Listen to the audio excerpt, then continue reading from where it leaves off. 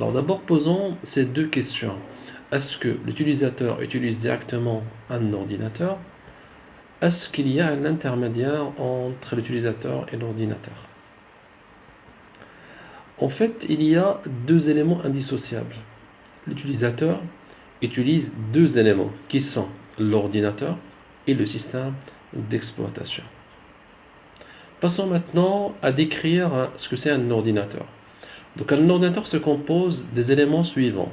Des périphériques d'entrée-sortie, c'est du matériel, soit qui permet de faire entrer des informations, exemple clavier, souris, micro, scanner.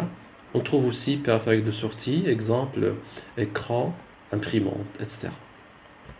Il y a la RAM, c'est la mémoire qui mémorise les informations pendant l'alimentation électrique.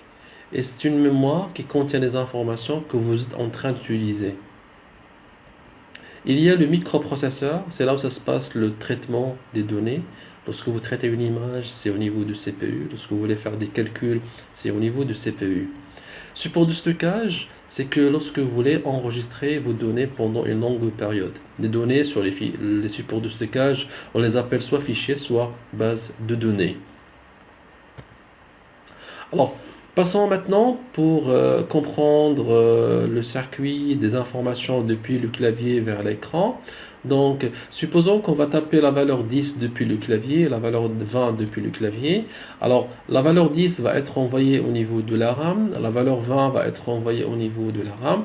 Et supposons maintenant qu'on va faire la somme entre 10 et 20. Alors, 10 sera envoyé vers au niveau de la RAM, le CPU, pardon. Aussi, la valeur 20 sera envoyée vers au niveau du CPU.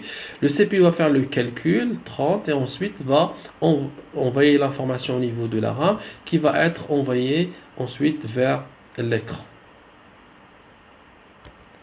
Alors, pour mesurer la mémoire, on utilise l'unité de mesure qui est l'octet. C'est quoi l'octet?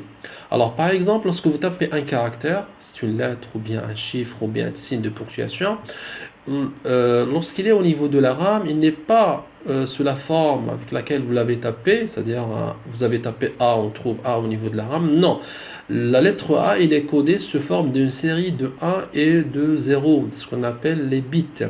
Le 1 ou bien le 0 occupe une place au niveau de la RAM qui s'appelle le bit. Donc un caractère occupe 8 bits.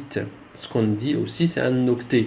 Donc un caractère au niveau de la RAM, c'est 8 0 et des 1, ça veut dire 8 bits, et 8 bits, ça veut dire c'est un octet. Alors, la RAM, c'est une mémoire